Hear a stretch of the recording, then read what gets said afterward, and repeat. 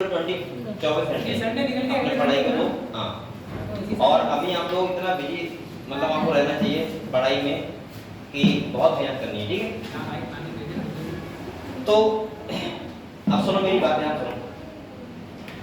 पहली बात तो यह है कि आपके लिए पूरी बायोलॉजी एनसीईआरटी जो भी है पूरी इंपॉर्टेंट है, उसकी हर लाइन इंपॉर्टेंट है। और आपको बताया नीट में एनसीईआरटी से हर लाइन से क्वेश्चन आ सकता है, कहीं से भी आ सकता है।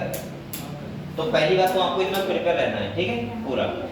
लेकिन फिर भी मैं कुछ इंपॉर्टेंट टॉपिक है जो आपको बहुत अच्छे से पढ़ के जाने हैं, मतलब कुछ ज्यादा अच्छे से पढ़ के जाने हैं। वहां से अगर क्वेश्चन आ रहा है तो आपको गलत नहीं करना है। और मुझे लगता है कि मैं जो इंपॉर्टेंट टॉपिक लिखवा रहा हूँ आपको वो तो आपको तैयार करने है। पहली बात तो मैं फिर से कह रहा हूँ ये बात कि आपको ऐसा नहीं कि खाली उन्हीं टॉपिक से क्वेश्चन आएगा, एनसीईआरटी के किसी भी लाइन से क्वेश्चन आ सकता है। बस मैं ये कह रहा हूँ कि वो टॉपिक कुछ ज्यादा इंपॉर्टेंट है। हर चैप्टर में मैं बता रहा हूँ क्या क्या आपको ज्यादा इंपॉर्टेंट मतलब अच्छे से पढ़ के जाना है।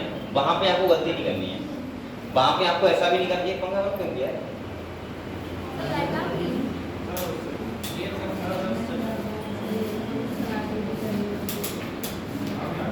और आप लोगों को ध्यान रखना है बेटा कि कैसे आप पढ़ाई करो जिससे आपको अच्छे से अच्छे नंबर आए आपके। तो आप लोग ये कॉपी निकालो पहले तो, सही है? से बच्चे कॉपी निकालो।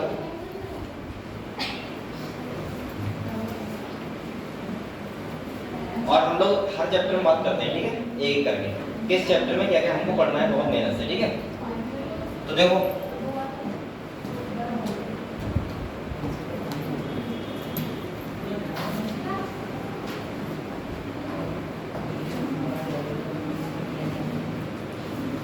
मैं यहाँ पे आपको ये बता रहा हूँ, आप लोग कॉपी निकाल सकते हो आराम से और लिख लो। और बेटा ये लिखना क्यों जरूरी है, किताब में लगा ना, कॉपी में लिख लेना, जिससे अब आप पढ़ो जो 14-15 दिन तो आप ऐसे पढ़ो कि हर टॉपिक को कवर कर लो एक बार। और बिल्कुल ऐसे करना है तैयार जैसे निशान लगा के ये वाला टॉपिक अब तैयार अपने तरीके से, ठीक है। तो हम चैप्टर वाइज बात करेंगे, हर एक चैप्टर में आपको बताऊंगा कि क्या क्या ज्यादा इंपॉर्टेंट है। वैसे तो मैं फिर से कह रहा हूँ कि हर एक लाइन इंपॉर्टेंट है, हर एक डायग्राम इंपॉर्टेंट है एनसीईआरटी का। लेकिन उस एनसीईआरटी में भी क्या इंपॉर्टेंट है जो आपको बिल्कुल सही 100% देख के जाना है वो चीजें, और वहां पे आप लोगों को कोई भी गलती नहीं करनी है, ठीक है। तो आप लोग सबसे पहले इंपॉर्टेंट लिखो और फर्स्ट चैप्टर का नाम लिखो द लिविंग वर्ल्ड। जो पहला चैप्टर है आपका वो कौन सा है बेटा? चैप्टर पहला द लिविंग वर्ल्ड। इसमें क्या इंपॉर्टेंट है वो सुनो।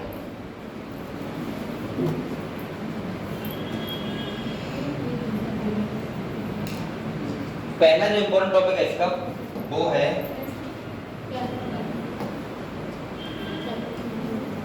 Rules of nomenclature.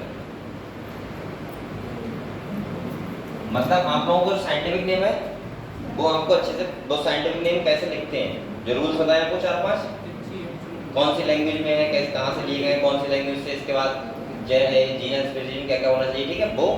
और दूसरा आपको अच्छे से पढ़ना है बेटा टैक्सोनॉमिक कैटेगरी।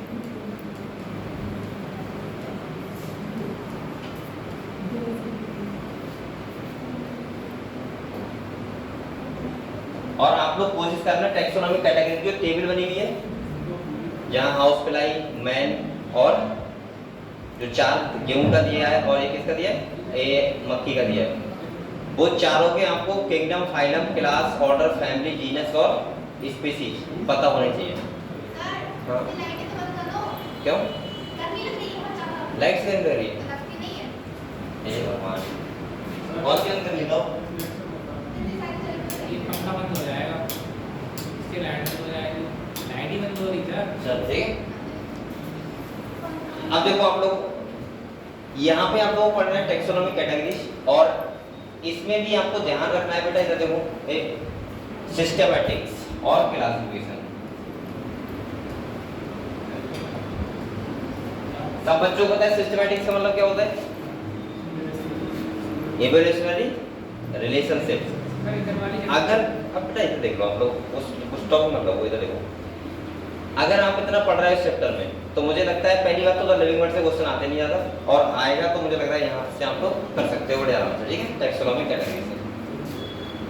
अच्छे से पढ़ाई करना तुम लोग, ठीक है, और पेपर अच्छे से देने जाना, ठीक है, क्योंकि इस स्थिति आज लास्ट क्लास थी और हम लोग मिलेंगे ज़्यादा मिले आगे ऐसे, ठीक, अच्छे से पढ़ाई और कोई दिक्कत हो तो बता देना।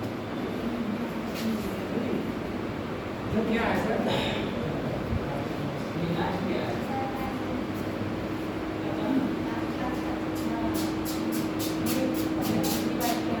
इधर वाली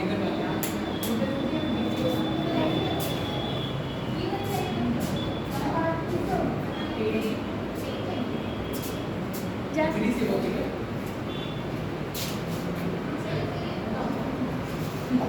तो आप लोग फर्स्ट चैप्टर समझ गए, बताओ क्या क्या है? ठीक है, आप सेकंड चैप्टर नाम लिखो।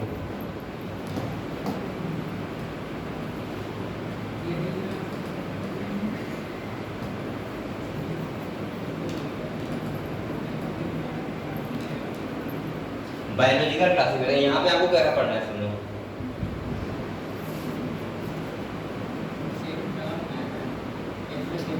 एक यहाँ पे सबसे इम्पोर्टेंट टॉपिक है जो पहला, वो है फंजाई। फंगस के बारे में आपको चारों क्लास पता होना चाहिए। फंजाई और विद एग्जांपल्स, एग्जांपल बहुत इंपॉर्टेंट है। और दूसरा यहाँ से क्वेश्चन आ सकता है, क्या आ सकता है? वायरस, जो वायरस विरोइड्स और प्रियॉन्स है, वो वाला टॉपिक अच्छे से पढ़ के जाना है। वायरस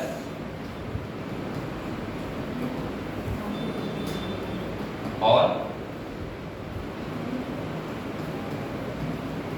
प्रियॉन्स, ठीक है, ये दो टॉपिक आपको अच्छे से कवर करना है सेकंड चैप्टर में, यानी कि बायोलॉजिकल क्लासिफिकेशन, ठीक है। लिखते रहो आप लोग, इससे आपको ये बहुत अच्छे से पढ़ना है, ठीक है। निशान निशान लगा लेना आराम से, बढ़िया करके तब पेपर दे देना। ये टॉपिक आपको कंप्लीट होना चाहिए। थर्ड चैप्टर जो है आपका वो है प्लांट किंगडम। कौन सा है?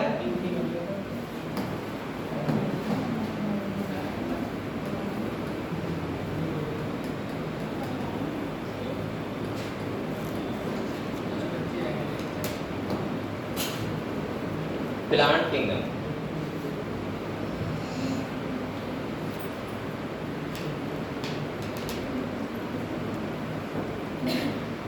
बेटा यहाँ पे आपको क्या करना है, देखो पहले तो आपको पढ़ना है एल्गी का जो टेबल है, एल्गी टेबल जो बनी हुई है विद एग्जांपल्स। आपको एग्जांपल एल्गी क्या करने हैं। दूसरा आपको पता है क्या करना है, life cycle of bryophyte and pteridophytes. तो आपको लाइफ साइकिल पढ़नी है, life cycle of bryophyte and pteridophyte. और तीसरा आपको यहाँ पे पता है क्या करना है, साइकस स्पाइनस में डिफरेंसेस, जो जर्नलिज्म का टॉपिक है, वहां से क्वेश्चन आ सकता है, ठीक है। तो डिफरेंसेस बिटवीन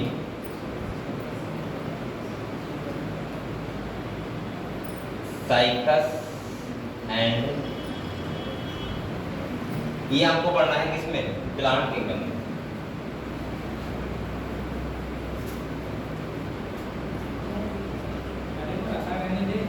अब इतने टॉपिक में आपको देख लेना कि आपका कौन सा टॉपिक बेकार है। घर पे जाकर उन्हीं जो बात टॉपिक में पहले उन्हें पढ़ना है, फिर बाद में पूरी एनसीईआरटी पढ़ना है, ठीक है। पहले टॉपिक आप लोग अच्छे से तैयार कर लेना, जो मैं बता रहा हूँ। जैसे हम लोग एग्जाम्पल्स की बात कर रहे हैं, या फिर हम जो भी मैं बता रहा हूँ यहाँ पे, वो आपको बिल्कुल तैयार होनी चाहिए हर हाल में, ठीक है। अगले चैप्टर में देखो एनिमल किंगडम।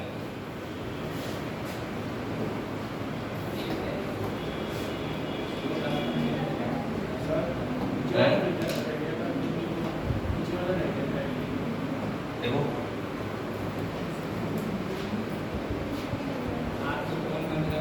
ये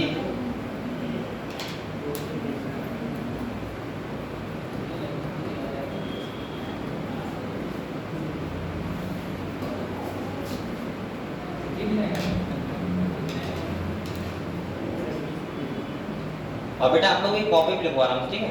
जिससे एक बार लिख लो हाथ से, तो आपको ध्यान रहेगा कि कौन सा टॉपिक अभी भी कमजोर है पूरा, और क्या क्या चीज आपको नहीं आती है वो आपको पता होनी चाहिए, ठीक है। तो इसलिए आपको लिखते रहो साथ में।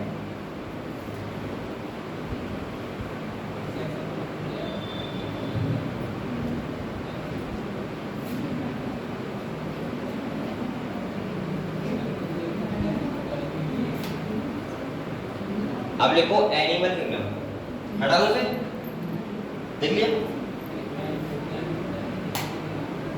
अरे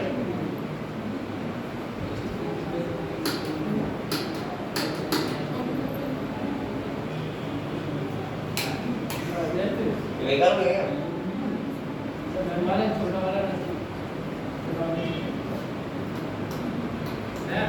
ये यहाँ से नहीं मिलेगा, बोर्ड से पहले चटनी दबाएं, इस बोर्ड से नहीं, बड़े वाले बोर्ड से। कहाँ से, यहाँ से? हाँ, साइड एरिया चेंज करना, ये क्लिक करो। यहीं से सर चटनी से बनता है, यहाँ से मैच ही यही है। किससे बनता है? बड़ा वाला है इससे? वो चटनी इसी में से ही है। तो कैसा ऑन है सर? अब और अब देखिए अरे वो उससे चलता है। यही है कि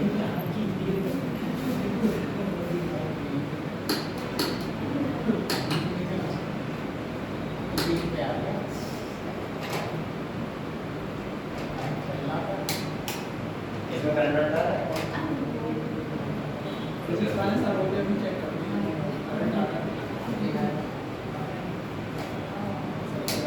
अरे तो ठीक बेटा। अब इसके बाद आप लोग चैप्टर का नाम देखो, एनिमल किंगडम देखो।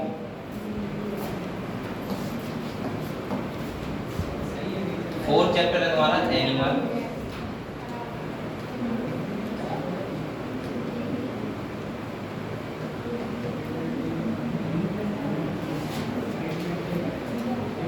देखो इसमें क्या करना है, हमें टॉपिक कौन से पढ़ना है? पहला मेरा पढ़ना है आपको बेसिस ऑफ क्लासिफिकेशन। क्या पढ़ना है?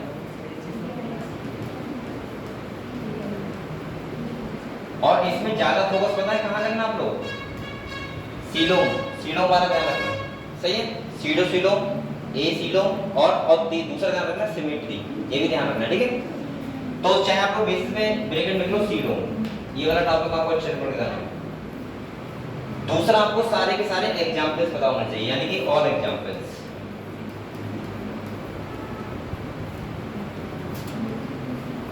और दूसरा आपको ध्यान रखना है बहुत अच्छे से, डिफरेंस बिटवीन कॉन्डिस्टाइस और ऑस्टिस्टाइस।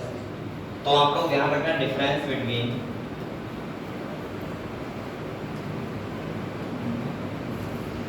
कॉन्डिस्टाइस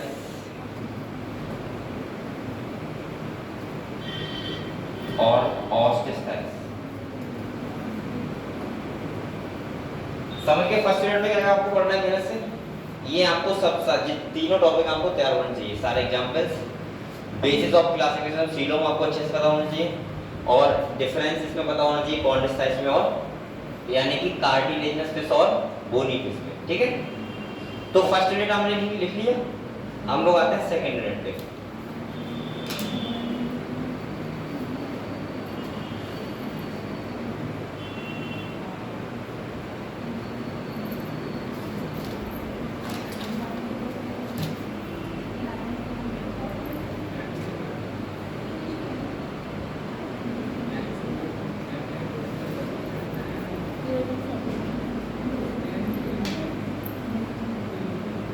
हो गया? अब नेक्स्ट आपको चैप्टर नाम लिखो मॉर्फोलॉजी।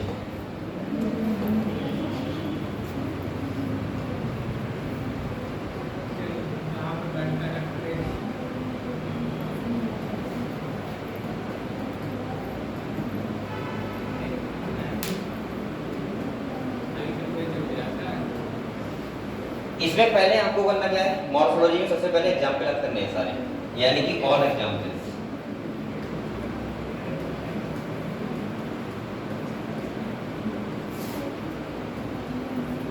सही है? सारे एग्जांपल्स पढ़ने। दूसरा आप लोग सबसे ज्यादा जो अच्छा मुझे टॉपिक लगता है वो लगता है एस्टिमेशन और प्रेजेंटेशन, वहां से क्वेश्चन आ ही जाएगा, ठीक है? तो आपको दूसरा याद रखना है एस्टिमेशन और बेटा प्रेजेंटेशन। अच्छा एक बात और ध्यान रखना, यहाँ पे एग्जांपल के साथ डायग्राम भी याद कर, ये देख लेना एक बार, ठीक है? अच्छे से एस्टिमेशन के और प्रेजेंटेशन दोनों के, विद डायग्राम विद एग्जांपल, ठीक है? सब कुछ। इसके बाद आप लोग याद रखना फिलोरल फार्मूला, समझ गए? अगर आप लोगों को फार्मूला याद ना भी होए एक बात सुनो, अगर ना भी हो रहा है, बहुत बोर लग रहा है, तो मैंने एग्जाम्पल याद रखने की ट्रिक बताई थी आपको, ध्यान है सब बच्चों को। आप लोग कोशिश करना कि आप लोग एग्जाम्पल याद कर लो। एग्जाम्पल से कभी कभी क्वेश्चन हो जाता है। जैसे मान लो कोई ऐसा टॉपिक आ गया कि कोई फैमिली उसने बुरी सोच ली थी, उसने कोई एग्जाम्पल दे दिया। अब आप लोग जब वही एग्जाम्पल हो सकता है एस्टिमेशन में आता हो या किस में आता हो बेटा, प्रेजेंटेशन में आता हो। जैसे मटर है, हमें पता है मार्जिनल होता है, अब हमें उधर पता है कि फैमिली का एग्जाम्पल कौन सा है, तो हम दोनों कॉम्बिनेशन से क्वेश्चन क्या कर देते हैं, सही, चाहे हमें फॉर्मूला पता हो या ना हो। समझो आपको मैं क्या बता रहा हूँ। अगर आपको फैमिली के एग्जाम्पल्स पता है तो आपको बहुत, क्योंकि आपको इधर वाले एग्जाम्पल पता है ना सब, estimation, presentation, superior ovary, hypogynous, perigynous, epigynous, अगर इन सब के आपको एग्जाम्पल पता है तो आप लोग फैमिली से मिला के इधर आप लोग सही से बिठा सकते हो कि इसका क्या क्या कैरेक्टर हो सकते हैं। समझ गए? तो आप लोग कोशिश करना बेटा फॉर्मूला याद करने का। अगर ये नहीं भी हो रहा है, अगर आपको लग रहा है कि बहुत टाइम लग रहा है, छोड़ देना। अगर एक का क्वेश्चन आए तो उसको भी छोड़ देना, लेकिन इसके एग्जाम्पल जरूर याद कर लेना। और ये सरल काम है एग्जाम्पल याद करना। समझ गए मॉर्फोलॉजी का? तो ये आपको करना है इतना मॉर्फोलॉजी। मैं फिर कह रहा हूँ एनसीईआरटी के हर लाइन इंपॉर्टेंट है। मैं ये वो टॉपिक बता रहा हूँ जो आप जब जाओ पेपर देने तो आपके एकदम 100% तैयार होनी चाहिए। और मैं गारंटी से कह रहा हूँ कि 60 से 70 क्वेश्चन इन्हीं टॉपिक से रखोगे। ठीक है, हो सकता है 10-15 क्वेश्चन इधर उधर से आ जाए, क्योंकि भाई एनसीईआरटी तो पूरी है, अगर मैं लिखवाऊंगा तो हर टॉपिक आ जाएगा इसमें। लेकिन मैं कोशिश कर रहा हूँ कि जहाँ से मुझे ज़्यादा चांस लग रहे हैं कि क्वेश्चन आएगा ही आएगा, तो वो आप लिख लो आराम। ठीक है, बगैर आपको तैयार सारी एनसीईआरटी की लाइन टू लाइन पढ़ना है, बिल्कुल अच्छे से तैयार करना है। और अभी भी आपके पास 14 दिन है, 15 दिन तो वहीं लगभग लगो। अरे जो भी है, आज सोमवार है, अगले इतवार पेपर है, तो हाँ जितने भी दिन है कोशिश करना कि आप लोग बेटा, अब आप लोग टाइम बर्बाद बिल्कुल मत करना, हर घंटे को यूज करो। अभी मुझे लग रहा है कि अगर आप 5-6 घंटे पढ़ रहे हो पेपर तक, तो ये एनसीईआरटी और टॉपिक आप लोग 3 बार तो देख लोगे लाइन टू लाइन, और आराम से आप लोग पेपर देने चले जाना। और एक स्ट्रेटजी बना के जाना पेपर देने, ऐसा नहीं कि या तो इस पार या उस पार कि लगाओ 180। कोशिश करना, अगर आपको लग रहा है कि मैं 400 तक पहुंच सकता हूं, तो कोशिश करना कि 400 तक ही पहुंचूंगा। समझ रहे हो? आप ये टारगेट बना लो कि मुझे बायोलॉजी में अगर 90-70 करने हैं, 70 ही करना बस, क्योंकि नेगेटिव मार्किंग बहुत बेकार चीज होती है। आप लगाए और नेगेटिव में पहुंच गए तो बहुत, फिर आपको खुद से लगेगा कि यार मैं इतना तो बेकार नहीं था कि 100 नंबर मेरे आए या 80 आए। नेगेटिव से बचना है।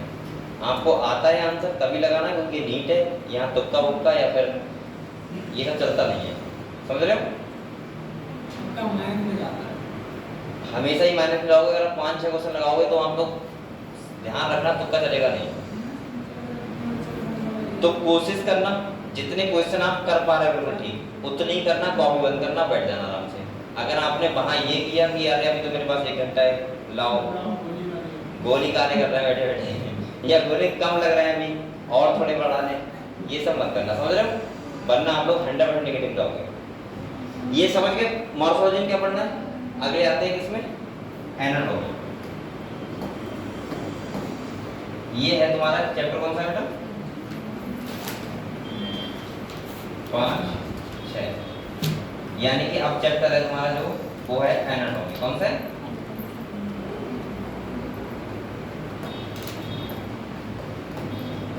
अब देखो यहाँ पे इसमें क्या क्या पढ़ना है, बहुत ध्यान रखो। पहला पढ़ना है आपको स्टोमेटा। क्या पढ़ना है? स्टोमेटा के बारे में पढ़ना है पहला। दूसरा बेटा आपको पढ़ना है स्टोमेटा के अलावा वेस्कुलर बंडल। वेस्कुलर बंडल मैंने कौन से बताए थे आपको? बताए थे आपको कॉन्जॉइंट, ओपन कॉन्जॉइंट, क्लोज और रेडियल। वो बहुत अच्छे से पढ़ के जाना, ये क्वेश्चन वहां से मिलेगा आपको। ठीक है, और दूसरा आप लोग इसमें पढ़ लेना डिफरेंसेस बिटवीन डाइकॉट एंड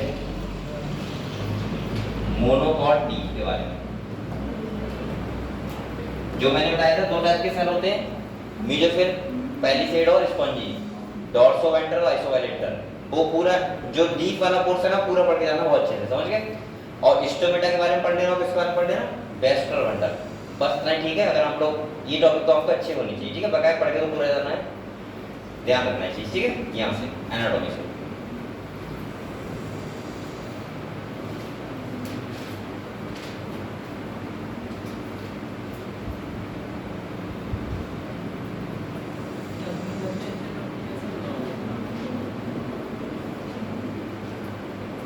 देख लिया। नेक्स्ट हमारा जो टॉपिक अब इतना ही सही है यहाँ पे, ठीक है। अगला हमारा चैप्टर है जो स्ट्रक्चरल और ऑर्गेनाइजेशन।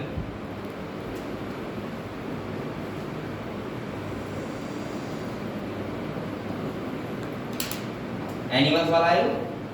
तो इसमें देखो पहला बेटा टॉपिक पढ़ना है तुम्हें टिश्यू के एग्जाम्पल याद कर लेना।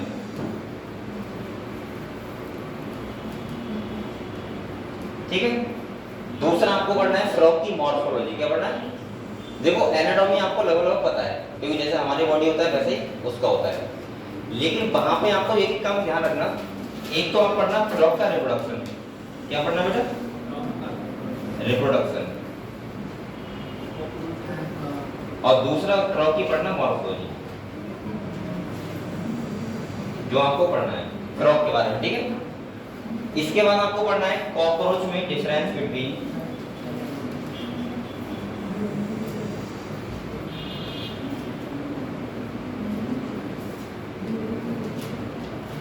Male and female cockroach.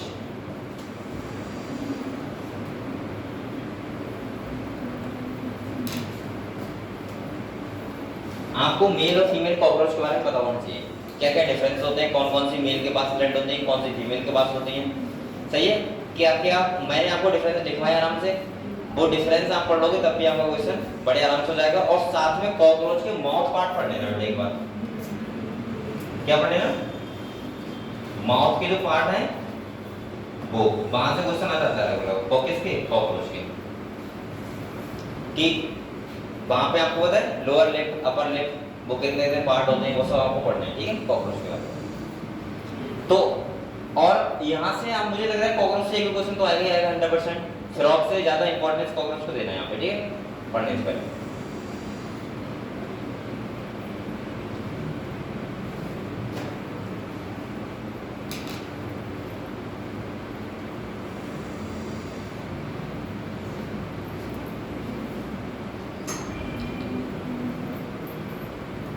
Okay.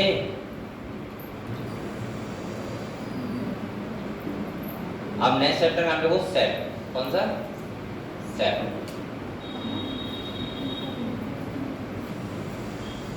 Cell the unit of life.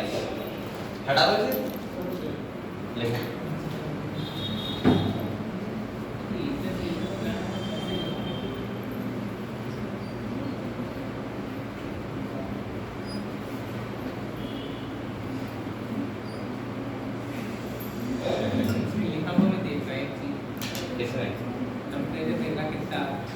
बोतल में क्या है? इसकी बोतल में कहाँ है? ये अभी का है?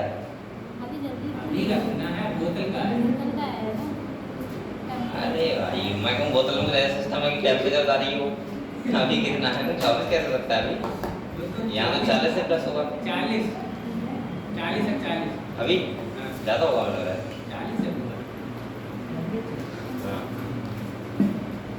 देव से बता के बोले आपके अंशु से बहुत झूठ बोलते हैं।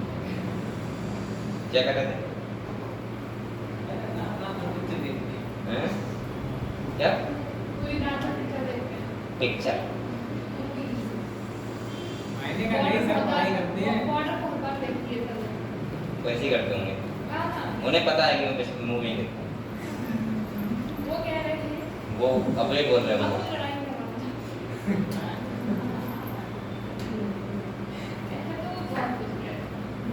वो ऐसे करते रहते हैं। अब वो कह रहे हैं तो मुझे क्या मतलब, वो तो कहते होंगे कुछ भी कहते होंगे, क्या करूँ? ये आप देखते हो तभी तो कहते हैं। कह रहे हैं ना, कहते हैं अच्छा चाय बनो आज पूरी पिक्चर देखी जाएगी ना। वो बिल्कुल अब वही बोल रहे थे। तो मैं कभी मूवी देखते ही भाई, कभी देखता मूवी नहीं देखता। मुझे मूवी पसंद ही नहीं, पहली बात तो देखूंगा वैसे। दूसरा क्या है कि कोई बता भी दे बहुत अच्छी मूवी तब भी मैं थोड़ा देखता हूँ, फिर उसको हटा देता हूँ। सर कह रहे हैं सर हमें बताते हैं, हम देखते नहीं। एक चाय बना हुआ मूवी देखी जाएगी रात को। सही कह रहे हो। अच्छी बात है। चलो संदेश कभी जब ऐसे बना के लिए क्यों ना वो इसीलिए कह रहे थे कि वो जो जो काम नहीं करता हूँ वो बता रहे तुम लोग को है। सही है। तो अगला क्या चैप्टर हमारा सेल, कौन सा बेटा? देखो सेल में आपको पहला पढ़ना है प्रोकैरियोटिक सेल। क्या पढ़ना है? Prokaryotic cell. ये आप लोग डिफरेंस पढ़ लेना, difference between prokaryotic and eukaryotic. 8वां चैप्टर लेकिन आप लोग प्रोकैरियोटिक सेल के बारे में पढ़ लेना आगे। देख लो कौन सा है भैया। पहला पढ़ना है आपको प्रोकैरियोटिक सेल के बारे में।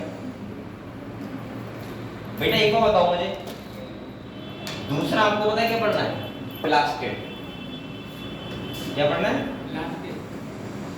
जिसमें आपको पढ़ना है भाई एलिरो अमाइलो बताया था मैंने, वो पोर्शन। माइटोकॉन्ड्रिया के बारे में आपको पता है सब? हां सर, आपको लिख दे नहीं लिखवाना कोई जरूरी नहीं, लिखवाना जरूरी नहीं था। लिख ले रहा हूं। सही, प्लास्टिड इंपॉर्टेंट है, ध्यान रखना। उसके बाद आपको ध्यान रखना है यहाँ पे सीलिया एंड फ्लैजिला। जो मैंने बताया था, ध्यान है मैं क्या बताना चाह रहा हूँ मैं? हैं?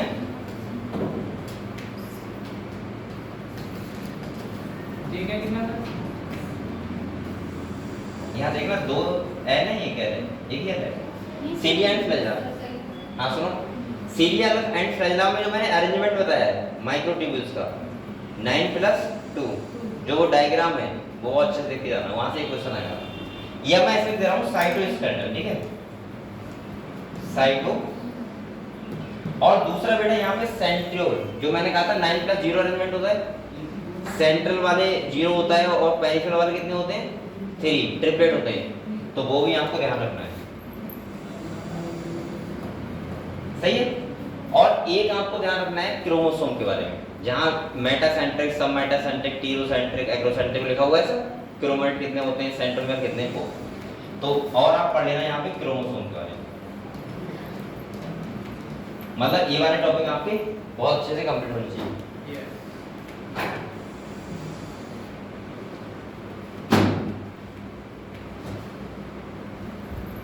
अब आता है हमारा टॉपिक कौन सा?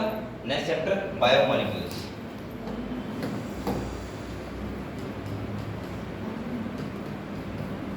ये कौन सा चैप्टर है? बायोमोलिक्यूल्स। देखो ए बायोमोलिक्यूल्स से पहले आपको पढ़ना है अमीनो एसिड के बारे में। किस बारे में पढ़ना है?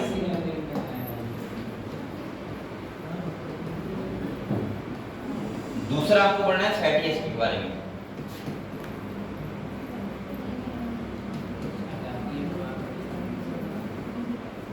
और बेटा तीसरा आपको पढ़ना है जो सेकेंडरी मेटाबोलाइट्स की टेबल है, वो आपको अच्छे से याद करना है। सेकेंडरी मेटाबोलाइट्स की टेबल।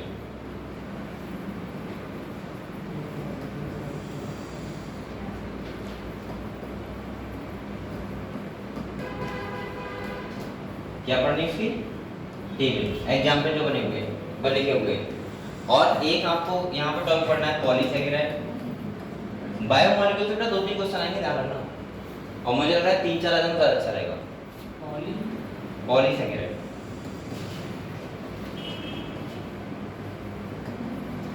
ये जो टॉपिक लिखवा रहा हूँ, इससे मान के चलो ये क्वेश्चन हर टॉपिक से मिलेगा आपको, हर टॉपिक से। एक का टॉपिक छूटेगा वरना मिल ही जाएगा। और साथ में आपको ध्यान रखना है एंजाइम।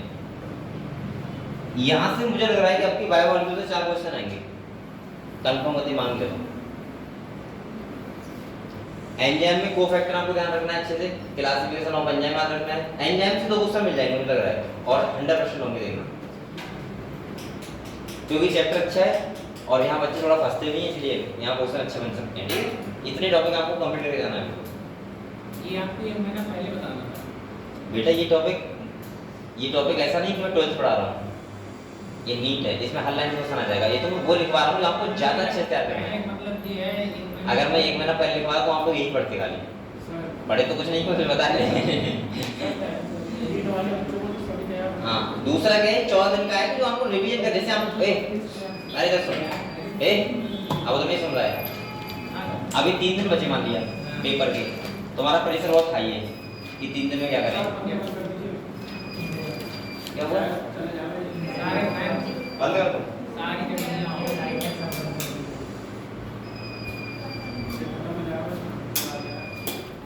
चलो यार देखो बेटा, आपको सुनो, ये टॉपिक में वो लिखवा रहा हूँ जो 3 दिन पहले आपको प्रेशर आई हो आपका, कि परसों नीट का पेपर है, तो आपको समझना है कुछ क्या पढ़े। तो ये कॉपी निकालना ये वाले पेज और ये वाले टॉपिक अच्छे से कवर कर लेना बस 3 दिन में, ये बता रहा हूँ मैं। और पेपर देने चले जाना। ये नहीं बता रहा हूँ कि 1 महीना पहले मैं लिखवा कर तो मैं स्टार्टिंग में लिखवा देता जब जुलाई में आया था। तो फिर आपको डेंसिटी कैसे पढ़ते हैं? और ये भी हो सकता है कि इन टॉपिक से क्वेश्चन आए दूसरे हजार, लेकिन आएंगे नहीं से टेंशन ना लो। और एनसीईआरटी हर एक लाइन इंपॉर्टेंट है। ये टॉपिक आप 3-4 दिन पहले से स्टार्ट करना, आज से मत करना। अगर आपका तैयार नहीं है तो आज से कर देना, ठीक है? तैयार तो है वैसे। चलो इसके बाद चैप्टर तुम्हारा कौन सा है? Cell cycle and cell division.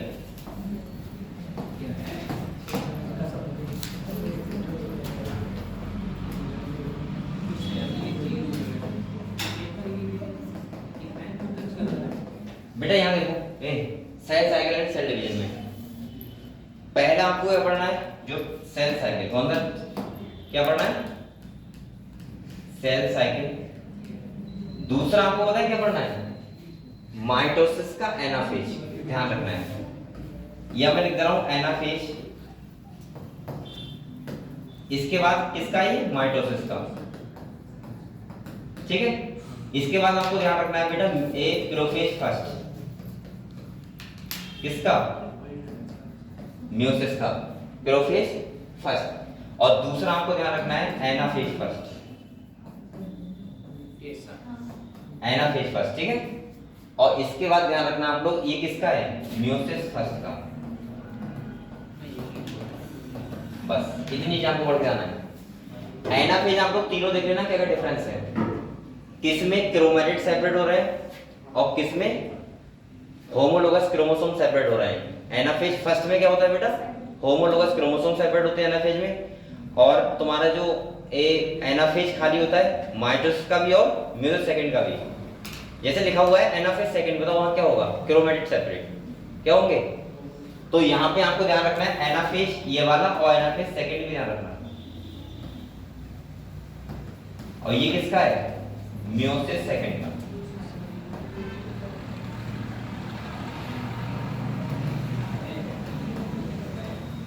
समझ गए? ये आपको इतना ध्यान रखना है। ये किसका है? Cell cycle and cell division. Anaphase तीनों पढ़ना है आपको, प्रोफेज फर्स्ट पढ़ना है। और प्रोफेज फर्स्ट के आपको पता है क्लास 2 क्रॉसिंग ओवर वाले हैं, जिसमें लैक्टोटीन जाइगोटीन डिप्लोटीन को। और सेल साइकिल वाला पढ़ना है बस, ठीक है? इतना पढ़ के जाना। अगला हमारा चैप्टर कौन सा बेटा? फोटोसिंथेसिस ना? सही, फोटोसिंथेसिस।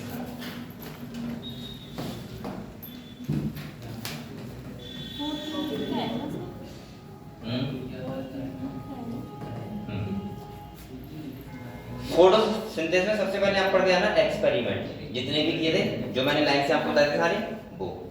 जैसे प्रिस्टल एक्सपेरिमेंट था, एंगलमैन था, बहुत सारे थे। तो पहले पढ़ने हैं आपको एक्सपेरिमेंट।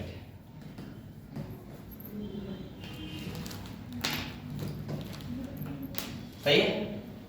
दूसरा आपको पढ़ना है differences between cyclic on and non cyclic.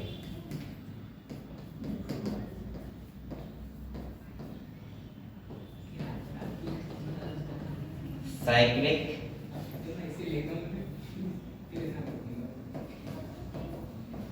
And non cyclic. सही है। और बेटा इसके साथ साथ आपको ध्यान रखना है C3 एंड C4 डिफरेंसेस। जो टेबल मिलेगी वो पढ़ लेना, ठीक है? इसमें आपको ये तो बताने की जरूरत नहीं है पीएस फर्स्ट क्या होता है, पीएस सेकंड क्या होता है, क्लोरोफिल रिएक्शन सेंटर, वो सब आप पढ़ लेना, ठीक है?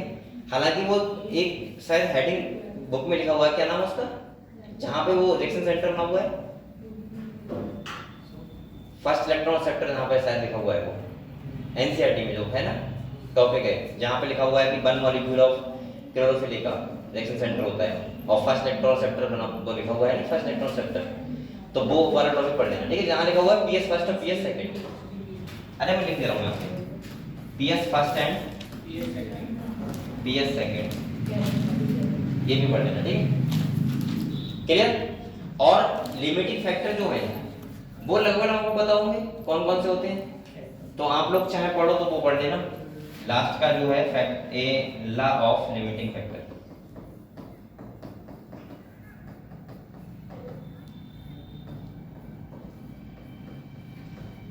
जो बेटा मुझे लग रहा है सबसे ज्यादा क्वेश्चन आएंगे पता है फर्स्ट ईयर में कौन चैप्टर्स आएंगे, एक इससे फोटोसिंथेसिस से और दूसरे आएंगे बायोमोलिक्यूल से सबसे ज्यादा।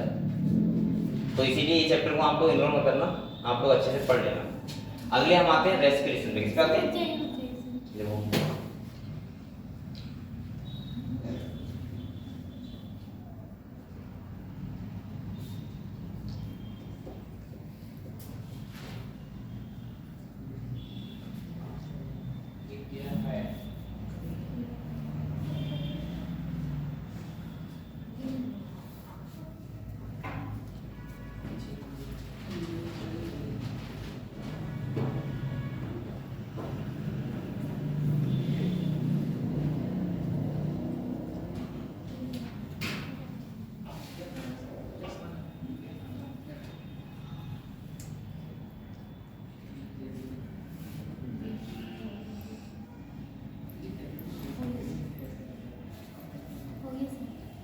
देख लिया?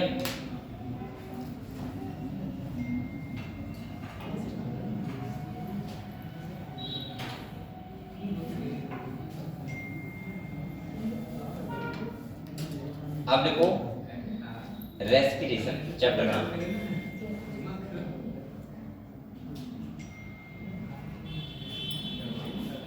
रेस्पिरेशन देखो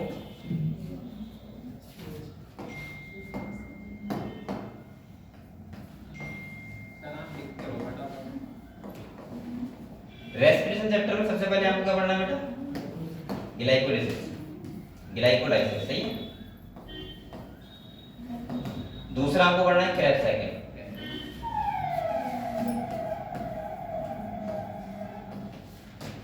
तीसरा आपको पढ़ना है ईटीएस। ये कहते सीक्वेंस से है, हर टॉपिक से क्वेश्चन होगा। और इसके बाद जो आपको पढ़ना है वो पढ़ना है आरक्यू, रेस्पिरेटरी क्वेश्चन। समझ गए? बस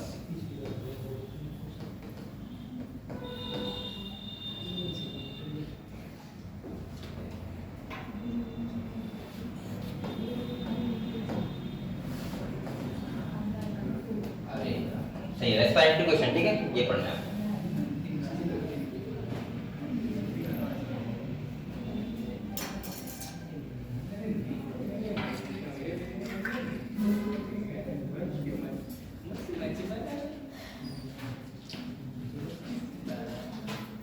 लाइट आ गई क्या? लाइट वाले नंबर लगा स्मार्ट मीटर तो नहीं लगा है कहीं लगाता होगा मैं रिचार्ज करता हूँ क्यों? कई पैसे खत्म हो गए, बच्चे पास हो गए। उन्हीं के एक दिन की बात है, आज से बात है। ऐसा हो रहा है हमारे मकान का जो वो था स्मार्ट मीटर लगा था ना, तो वहाँ देखा सब में चल रही, हमारे उसमें चल नहीं रही है, तो पता लगा कि इसका रिचार्ज करूँगा, तो अगले दिन रिचार्ज किया। सर रिचार्ज नहीं, वो ऐसा है कि अकाउंट में पैसे हो तुम्हारे तब तक लाइट चलेगी, और अकाउंट से पैसे खत्म, लाइट खत्म। नहीं वो तो अलग से होगा रिचार्ज, मेन अकाउंट लगा होगा। नहीं सर, अकाउंट लगा होगा मेन अकाउंट में पैसे होने चाहिए। हाँ उसमें तो कटते रहेंगे अपनी मर्जी से, जितना यूनिट जितना लगेगा उतना अपने लाइट आएगी, उसके बाद बंद। अरे तो बड़ा से ये तो वही बात हो गई ना सर, एडवांस में पैसा उसमें होना चाहिए। अभी मैं बता रहा हूँ 2 साल बाद पता है क्या होने वाला है? 3 साल बाद ये मीटर को लेके जैसे जियो रिचार्ज करता है 399 अनलिमिटेड 1 महीने के लिए, देखना बिल्कुल ऐसे ही होगा कि 1000 रुपए में अनलिमिटेड। मतलब सर ये समझिए 125 रुपए के चक्कर में लाइट घर में नहीं आती। 125 रुपए के चक्कर में 125 रुपए ड्यू है। हाँ। बड़ा हिसाब था।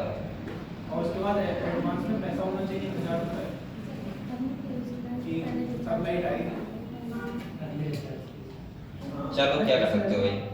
हमारा नेक्स्ट आप लोग चैप्टर नाम लिखो, प्लांट ग्रोथ एंड डेवलपमेंट।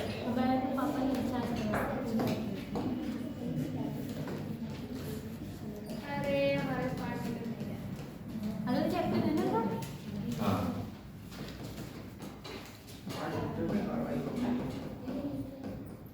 कुछ चैप्टर पता है कैसे होती हैं? कुछ चैप्टर मुझे कुछ समझ नहीं आता कि उसमें कहाँ से बना देगा, तो ऐसे जैसे ये चैप्टर है, तो यहाँ पे मैं फिर भी बता रहा हूँ आपको, जो आपको क्या अच्छे से बताना है। वो पहला तो टॉपिक है absolute and relative growth. And relative growth, ठीक है। दूसरा आपको पढ़ना है बेटा वो वाला टॉपिक, डिफरेंशिएशन, रीडिफरेंशिएशन और डीडिफरेंशिएशन। ये क्वेश्चन 100% होगा। डिफरेंशिएशन,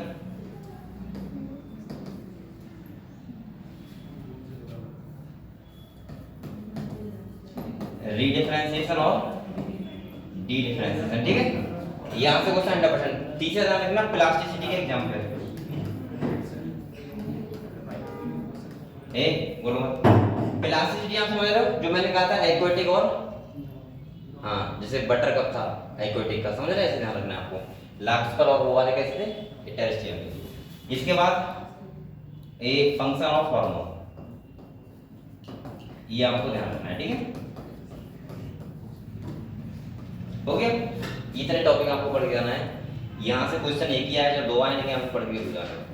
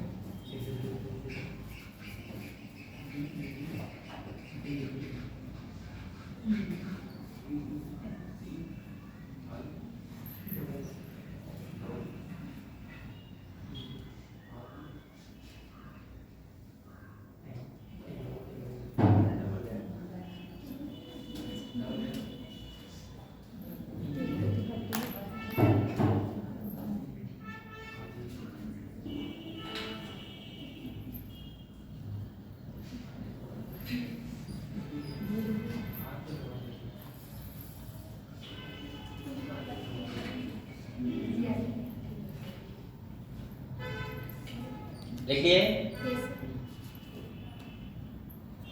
चलो आगे देखते हैं। ये हो गया प्लांट ग्रोथ एंड डेवलपमेंट, ठीक है। इसके बाद कॉन्सेप्ट हमारा breathing and exchange of gases. लिखो ब्रीथिंग एंड, अरे ब्रीथिंग लिखो भाई, ठीक है। इसमें बेटा पता है आपको क्या पढ़ना है ब्रीथिंग में? पहला पढ़ना है रेस्पिरेटरी ऑर्गन,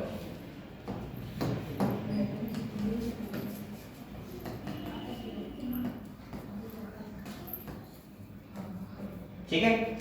दूसरा पढ़ना है आपको capacity and volume, respiratory capacity and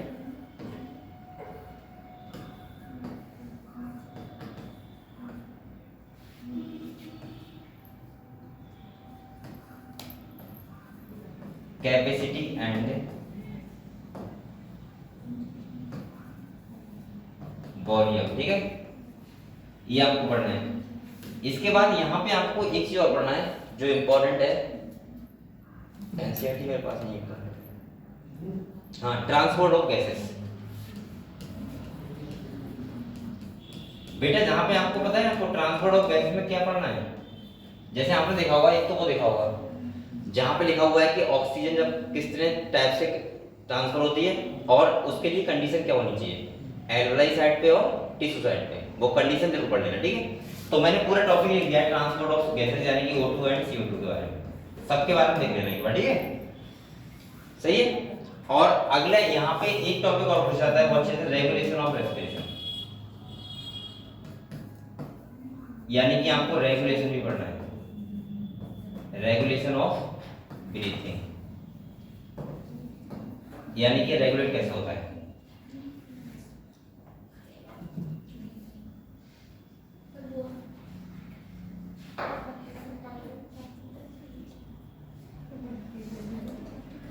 इसके बाद नेक्स्ट चैप्टर का नाम लिखो सर्कुलेशन।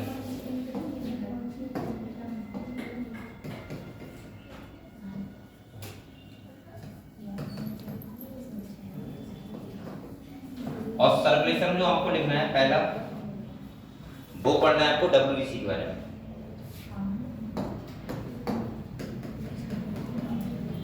सही है। दूसरा आपको पढ़ना है ब्लड क्लॉटिंग, यानी कि कोआगुलेशन ऑफ ब्लड।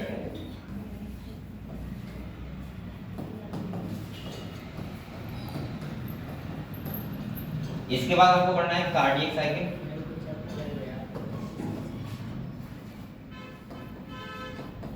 और ECG। समझ गए? ये आपको पढ़ना है किसमें? सर्कुलेशन में।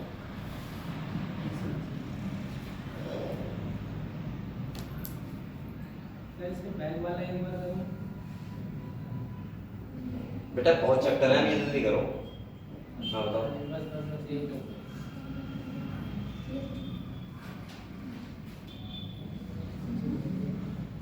मैं कह रहा था इसलिए आगे से करो सर, आगे कर दीजिए सर।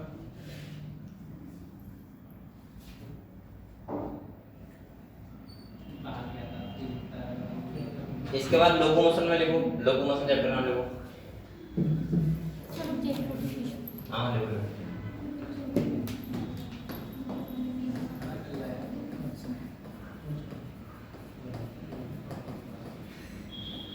लोकोमोशन, इसमें क्या क्या लिखना है देखो। सर एक पंखा चला होगा गर्मी बहुत लगती है। लाइट आ गई क्या? पता नहीं होगा, देर से जाएगा। हैं? तो बैठे रहो, गर्मी तो मैं भी मुझे लग रही है, मैं तो बोल रहा हूँ तुम बैठे रहो। हाँ चाय ज़्यादा लेते इसलिए नहीं लगती। हैं? बेटा लोकोमोशन देखो, actin and myosin filament. Actin and myosin filament. अच्छा यहाँ पे आपको जो लाइट बैंड और डार्क बैंड है वो सब अच्छी तरह होना चाहिए, ठीक है। यानी कि मसल कॉन्ट्रैक्शन का पूरा फंक्शन मुझे पता होना चाहिए कैसे होता है। लेंस आर्गुमेंट कम होती है तो मसल कॉन्ट्रैक्शन होता है, ठीक है वो सब। इसके बाद आपको यहाँ पे आपको ध्यान रखना है, लोकोमोशन में चल रही है ना।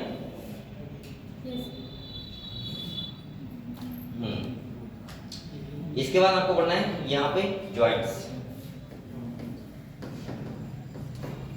और पढ़ना है यहाँ पे डिसऑर्डर। ये टॉपिक आपको पता होना चाहिए। बेटा एक्टिन एंड मायोसिन फिलामेंट का मतलब है लाइट एंड डार्क बैंड, ध्यान रखना। चाहे आप लोग लिख लो यहाँ पे लाइट एंड डार्क बैंड।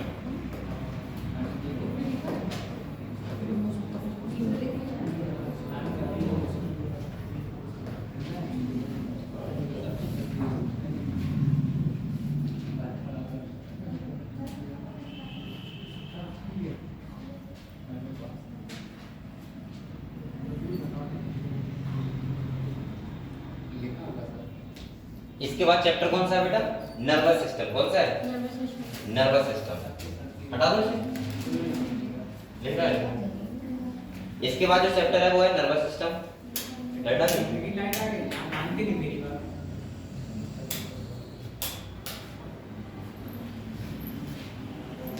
अभी लगा तो सो रहे थे। नहीं सो रहे। अच्छा तो गैप तो अच्छा लाइट से इसका मतलब ये लाइट से था ना बेटा। इसके बाद आप लोग चैप्टर का नाम लिखो नर्वस सिस्टम। ये लिख लिया हम लोगों ने। ये हटा।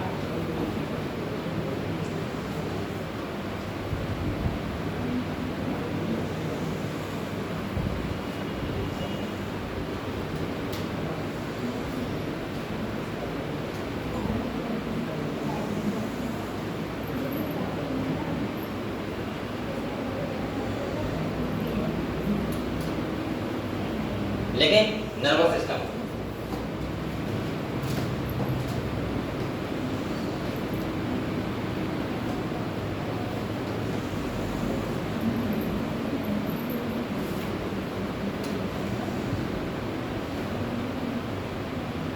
नर्वस सिस्टम में पता है हमें क्या क्या पढ़ना है?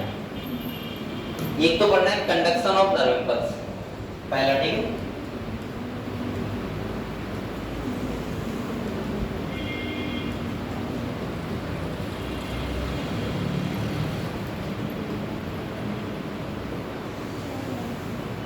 और दूसरा आपको क्या बचा?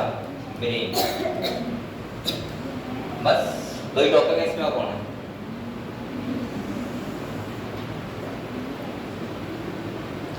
अब नेक्स्ट है हमारा कौन सा?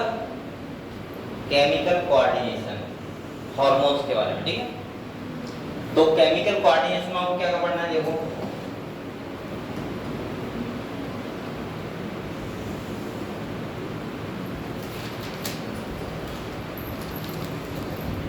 इसमें आपको पहला टॉपिक जो पढ़ना है वो पढ़ना है पिट्यूटरी ग्लैंड।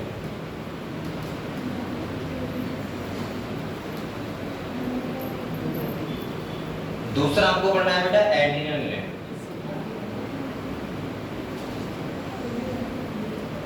तीसरा पढ़ना है फंक्शन ऑफ थायरोक्सिन हार्मोन, जो हार्मोन है फंक्शन थायरोक्सिन के वो।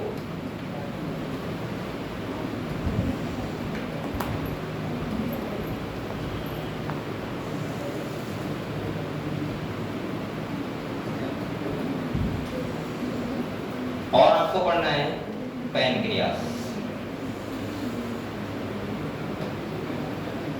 और एक आप लोग और पढ़ना हार्मोन एक्शन कैसे होते हैं।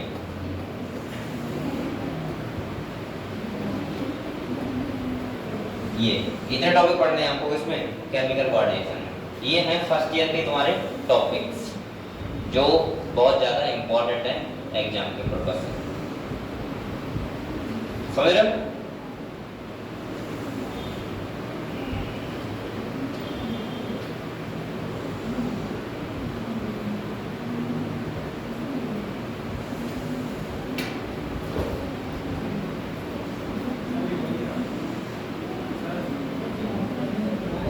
लिख लिया? अब हो गया? क्या हो गया? इसके बाद नेक्स्ट चैप्टर का नाम देखो sexual reproduction in flowering plant.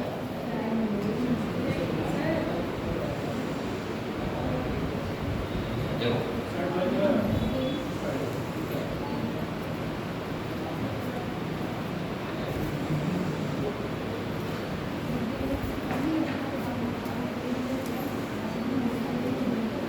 देख लिया?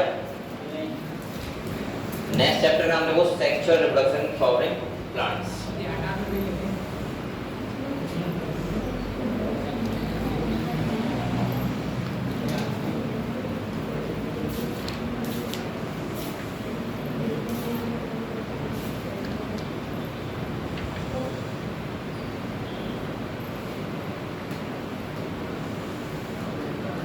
सही है? यानी फ्लावरिंग प्लांट का नाम यहाँ देखो, इसमें क्या पढ़ना है? पहला पढ़ना है आपको पॉलन ग्रेन।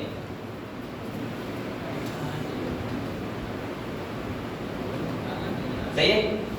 दूसरा आपको पढ़ना है क्या पढ़ना है? Structure of microsporangium.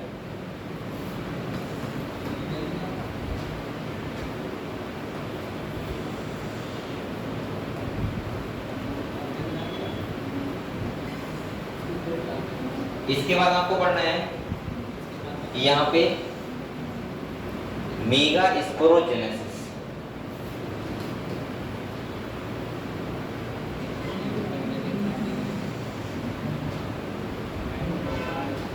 बेटा इसके बाद आपको पढ़ना है यहाँ पे डबल फर्टिलाइजेशन।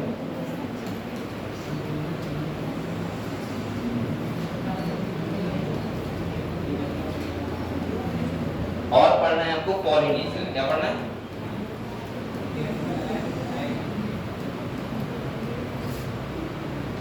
और लास्ट में पढ़ना है एपोमिक्सिक और जो पॉलीएम्ब्रियोनी है वो।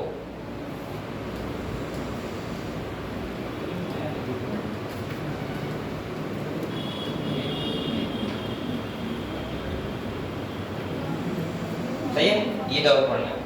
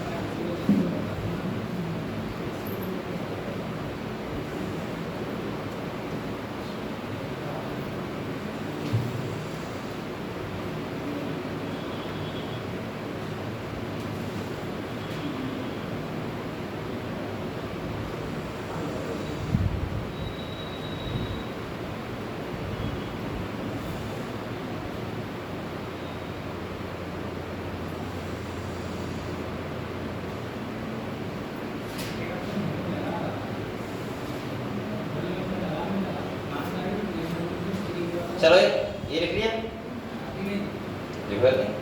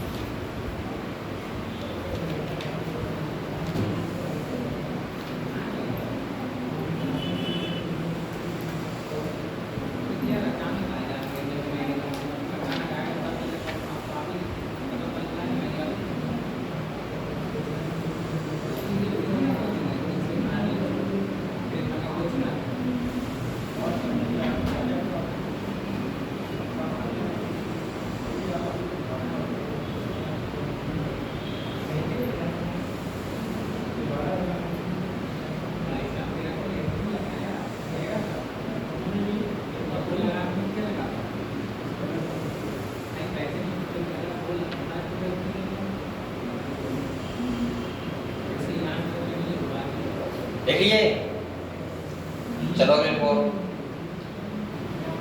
ह्यूमन रिप्रोडक्शन में लिखो।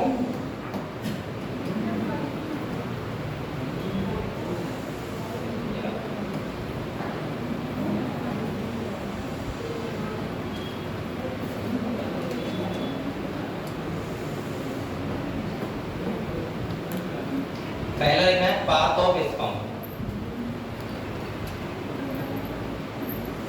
दूसरा टॉपिक है तुम्हारा गैमेटोजेनेसिस।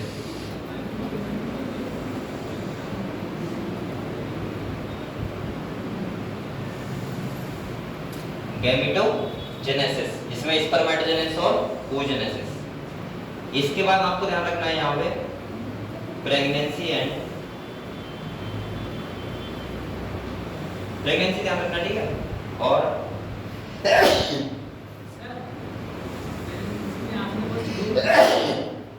एक बार तो शेड्यूल बता देना इसका वो मतलब 14वें दिन का या ऐसा कुछ चेक करा था उसमें तो समझ में नहीं आ रहा, कंफ्यूजन नहीं आ रहा।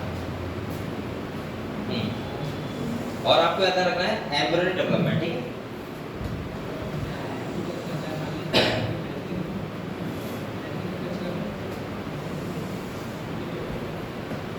ये वाला टॉपिक आपको ध्यान रखना है किसमें, ह्यूमन रिप्रोडक्शन में, ठीक है, इंपॉर्टेंट है।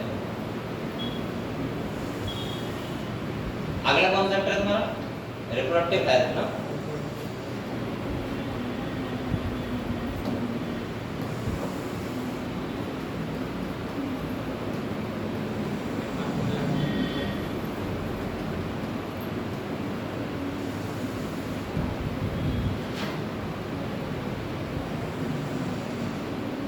इसमें पहला लिखना है टाइप ऑफ कॉन्ट्रासेप्टिव मेथड।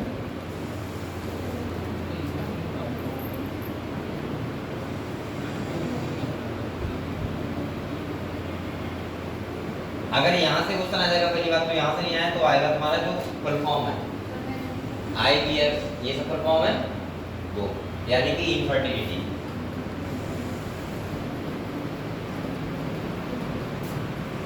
ठीक है, ये दोनों टॉपिक आपको ध्यान रखना है।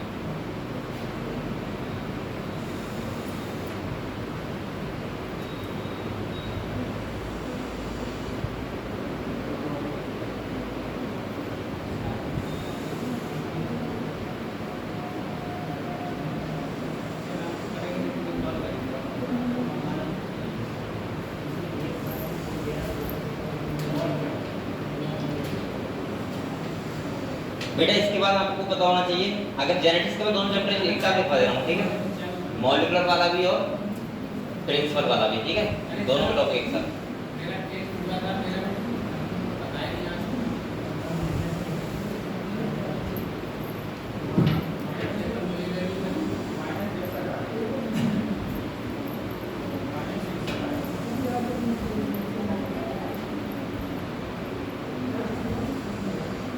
बेटा जेनेटिक्स में पहुंचते हैं, याद है तो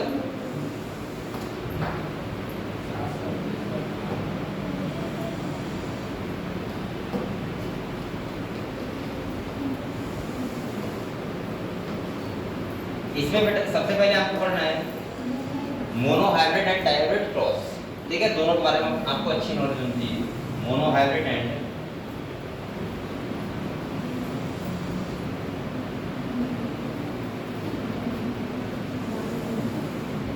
डाई हाइब्रिड क्रॉस। ठीक है, पहला।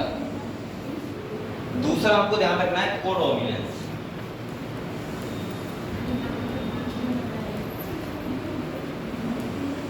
सही है। इसके बाद आपको ध्यान रखना है क्रोमोसोमल थ्योरी ऑफ इनहेरिटेंस में लिंकेज एंड रिकॉम्बिनेशन।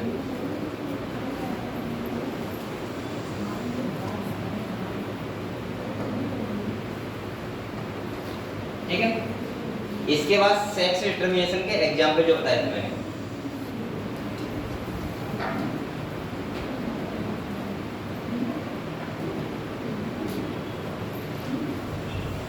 सही है? इसके बाद है तुम्हारा डिसऑर्डर, जो भी है सारे पढ़ लेना। ठीक है, डिसऑर्डर जो भी है क्रोमोसोमल और अब 12th चैप्टर इसी से आएंगे, जेनेटिक्स से आएंगे सबसे ज्यादा क्वेश्चन। ठीक है, अगले अगर हम बात करें तो आपका मॉलिक्यूलर वाले में, मॉलिक्यूलर में क्या करना है आपको, एक तो आपको एक्सपेरिमेंट जो है हर्शेचेस और उससे पहले वाला ट्रांसफॉर्मिंग प्रिंसिपल, वो आपको एक्सपेरिमेंट पढ़ने हैं। ठीक है, दूसरा आपको पढ़ना है यहाँ पे मॉलिक्यूलर वाले में,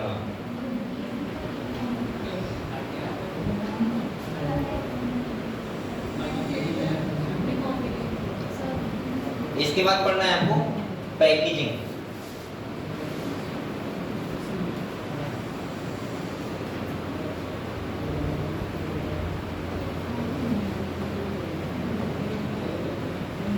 पैकेजिंग ऑफ डीएनए। ठीक है, इसके बाद देखना है आपको यहाँ पे बेटा, ये तो आपको पढ़ना ही है ट्रांसरेप्लिकेशन, ट्रांसक्रिप्शन और ट्रांसलेशन। तीनों टॉपिक इंपॉर्टेंट है, एक क्वेश्चन हर साल आता है इससे। तो आपको रेप्लिकेशन,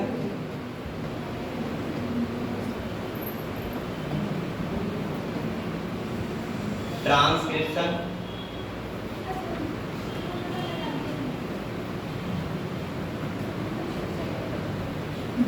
और ट्रांसलेशन, ये आपको पढ़ लेना। जेनेटिक कोड तो पढ़ोगे कोडोन के बारे में।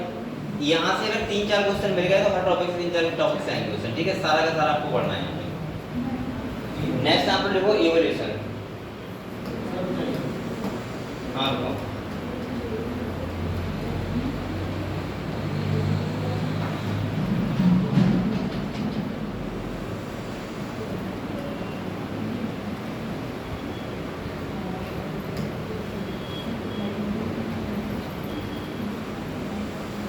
देखो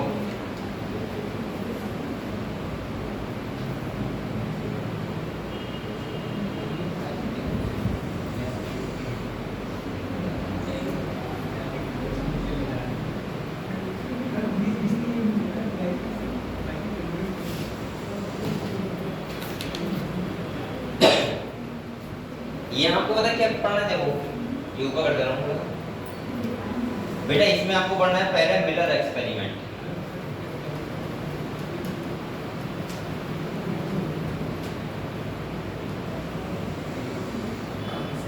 दूसरा आपको पढ़ना है एविडेंसेस ऑफ इवोल्यूशन, जो होमोलॉजी, एनालॉजी, डार्विन, फिंचेस सारा का सारा पढ़ लेना। ठीक है, यानी कि मैं बोल सकता हूँ एविडेंसेस ऑफ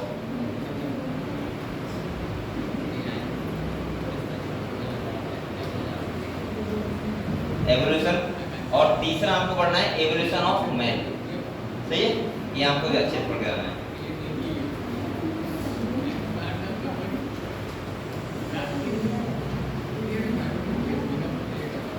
सही है, ये टॉपिक पढ़ना है।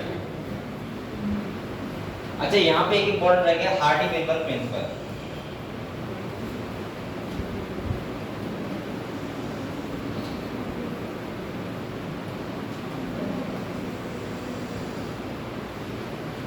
ये आपको पढ़ने हैं। ठीक है, इसमें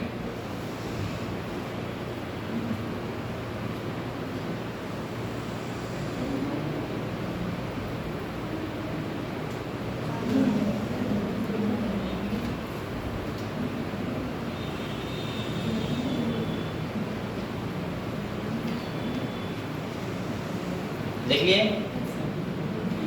इसके बाद पढ़ो ह्यूमन हेल्थ एंड डिसऑर्डर, जो कि ह्यूमन हेल्थ एंड डिजीज है वो वाला चैप्टर लिख लिए।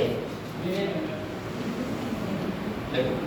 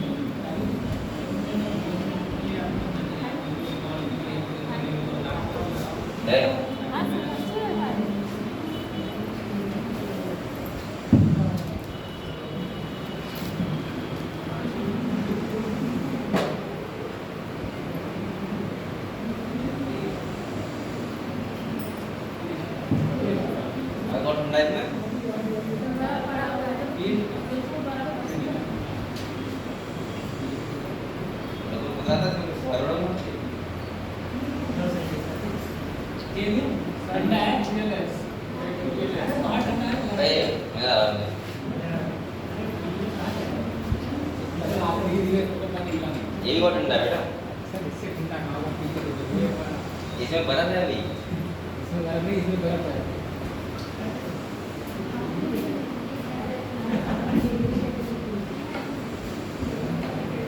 इसमें भी बर्फ है इस स्टेप पे। चलो ये लिख लिया बेटा। इसके बाद आप लिखो human health and disease. Next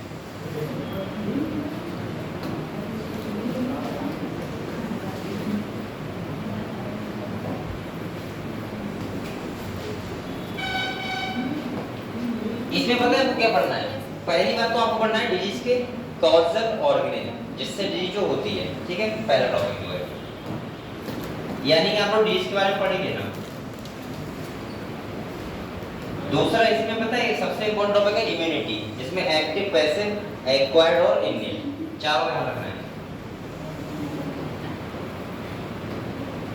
और इसके बाद ध्यान रखना है एड्स एंड कैंसर। बेटा एक काम और करना, जितने भी ड्रग्स हैं जिस प्लांट से ऑब्टेन होते हैं उस प्लांट का नाम पता होना चाहिए। तो ड्रग्स के बारे में कितना पढ़ना है खाली आपको? ऑब्टेन कहां से हो रहे हैं, मतलब ऑब्टेन प्लांट में से इतना पढ़ना है आपको।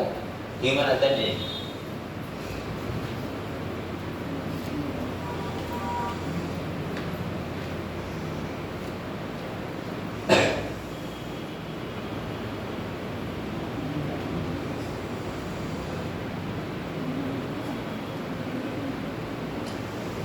नेक्स्ट चैप्टर लिखो माइक्रोब्स इन ह्यूमन वेलफेयर।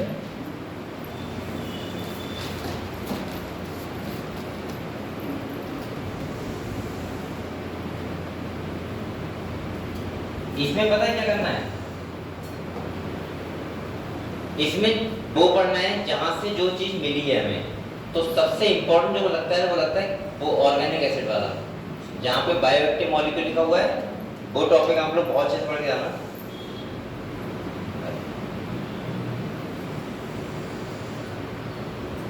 जो टॉपिक है तुम्हारा chemical enzyme and other bioactive molecule जो है वो है केमिकल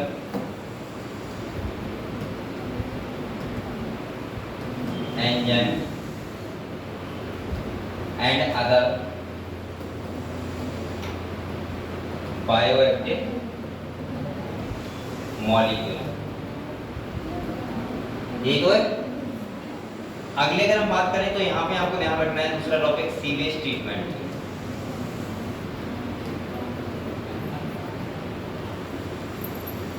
और आपको ध्यान रखना है यहाँ पे माइक्रोब्स एज बायो फर्टिलाइजर। क्या ये सीवेज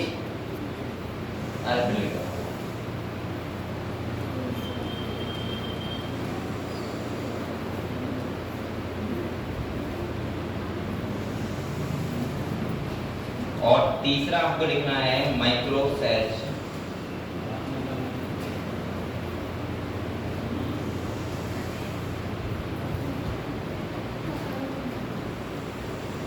बायो फर्टिलाइजर। ठीक है, ये तीन टॉपिक आपको अच्छे से पढ़ने हैं। अब आ जाओ आप लोग बायोटेक्नोलॉजी, जहाँ पे बहुत सारे टॉपिक हैं। बायोटेक्नोलॉजी से भी आपके देखो आपके 3 यूनिट बताए, मैं बताऊँ 3-4 यूनिट जहाँ से लगभग 50 पेपर आता है। एक ये हो गया बायोटेक्नोलॉजी, एक जेनेटिक्स, तीसरा प्लांट फिजियोलॉजी हो गया, और चौथा तुम्हारा ह्यूमन फिजियोलॉजी। 50 पेपर यहीं से आता है, उससे ज़्यादा बल्कि कम नहीं आता, ज़्यादा आता है। यहाँ से तो अब बायोटेक्नोलॉजी से पता नहीं कितने क्वेश्चन आ जाए, 7 आ जाए, 8 आ जाए, दोनों चैप्टर से 8-9 आ सकते हैं। ठीक है, तो कौन कौन से टॉपिक है वो मैं बता रहा हूँ आपको।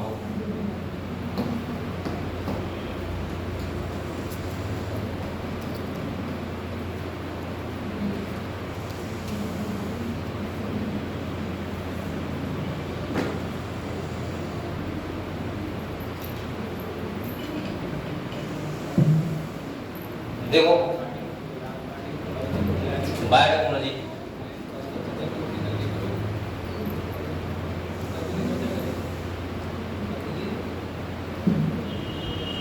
यहाँ आपको पहले पढ़ना है रेस्ट्रिक्शन एंजाइम के बारे में। किसके बारे में?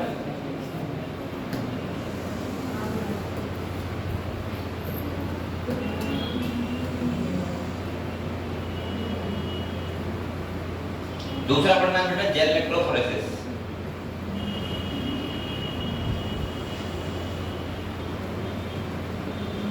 सही है। तीसरा आपको पता है क्या पढ़ना है?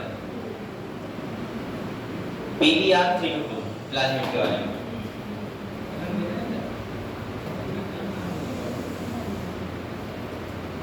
इसके बाद पढ़ना है आपको PCR के बारे में।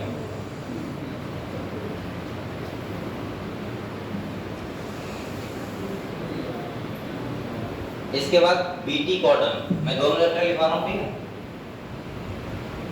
BT कॉटन के बारे में पढ़ना है, कॉमा आपको पेस्ट रेजिस्टेंस प्लांट, जो RNAi टेक्नोलॉजी है वो पढ़ना है, टेक्निक पेस्ट रेजिस्टेंस प्लांट, ठीक है। और बेटा आपको यहाँ पे पढ़ना है इंसुलिन वगैरह के बारे में पढ़ लोगे आप, तो लिख दे रहा हूँ, वो भी इंसुलिन के बारे में पढ़ना है आपको।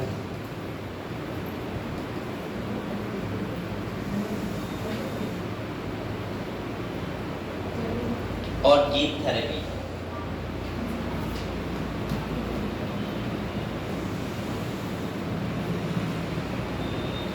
इतना आपको पढ़ना है पूरे बायोटेक्नोलॉजी में। दोनों चैप्टर में टॉपिक आपको अच्छे से कवर करने हैं, ठीक है।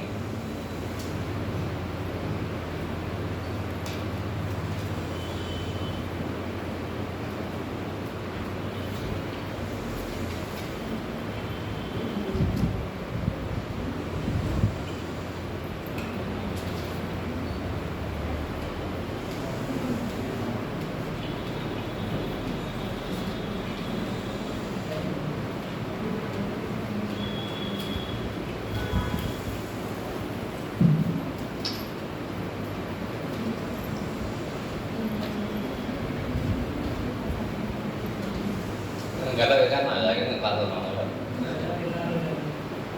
सर गले का करना क्या कुछ नहीं, इसके बारे में पढ़ाना होता है बेटा। कहाँ पे बच्चे सही है, नई बच्चे स्टार्ट हो रहा है सही है, लेकिन जो इतनी प्यारी आवाज निकली करना उतनी एक्चुअली बच्चों के हम चिल्लाते होंगे। आप कल आज बड़ा ड्रामा मेरे साथ चल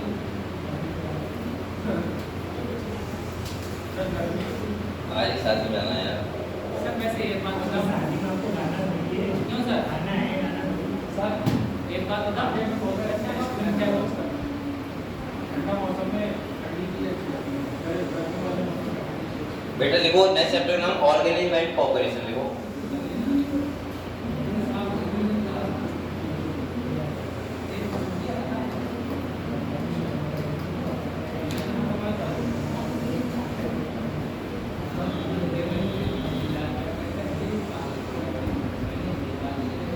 इसमें पहला क्या लिखना है आपको?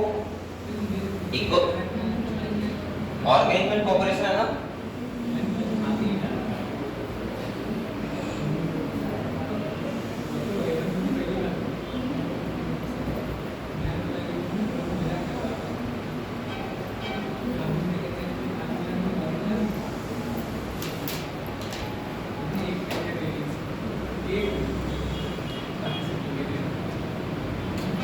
इसमें पहला टॉपिक जो इम्पोर्टेंट है ग्रोथ मॉडल, कौन सा है?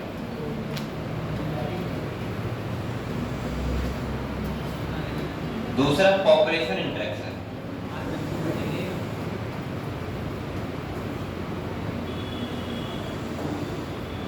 अच्छा, इकोसिस्टम एक चैप्टर है ना?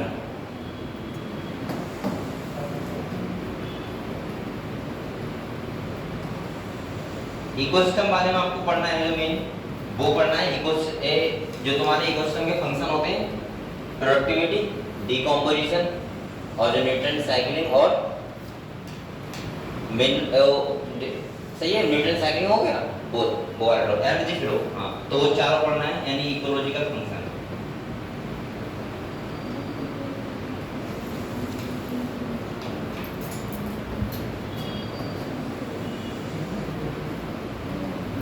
और दूसरा बेटा इकोलॉजिकल पिरामिड आपको ध्यान रखनी है।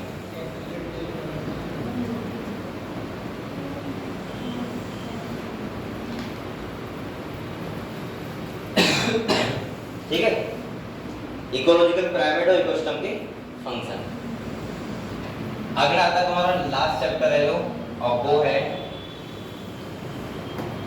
Biodiversity and conservation.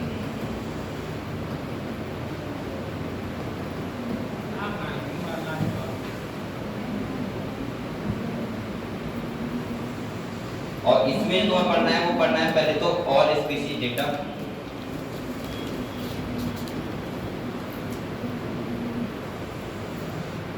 जो भी नंबर लिखा हुआ है डेटा का, वो हमको ध्यान रखना है।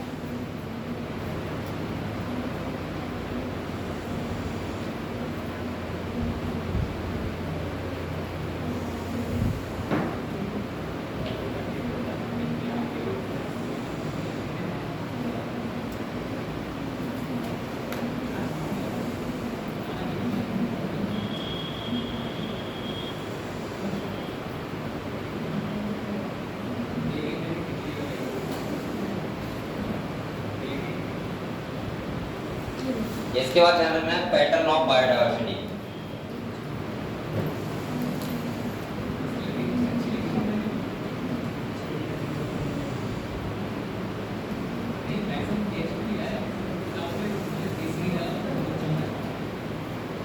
और आपको ध्यान रखना है बेटा in situ and ex situ conservation.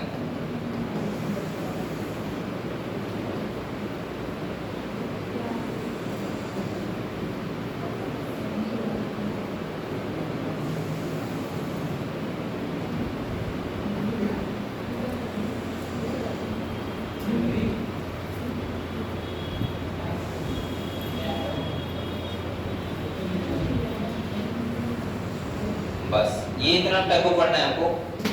ये तुम्हारा फर्स्ट ईयर और ट्वेल्थ दोनों का सिलेबस है, जो आपको पेपर देने जाओ उससे पहले बहुत अच्छे से पता होना चाहिए टॉपिक। अगर आपको पता है तो मुझे लग रहा है कि आप लोग अच्छे खासे क्वेश्चन करके आओगे।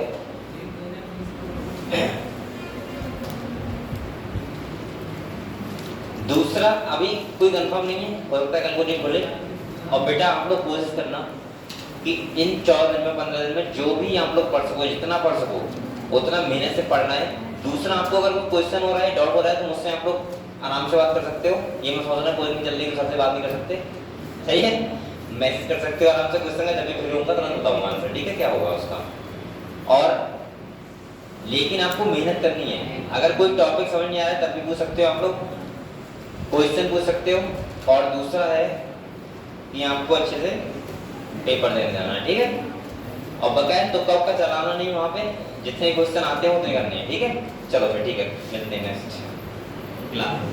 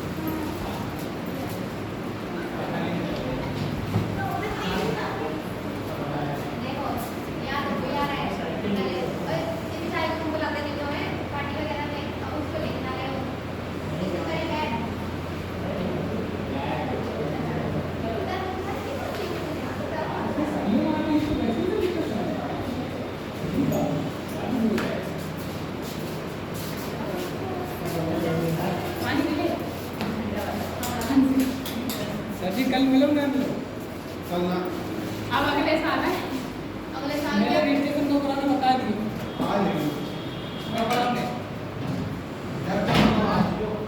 कल आ जाओ। अब भी है। क्या देख रहा है? लेफ्ट पर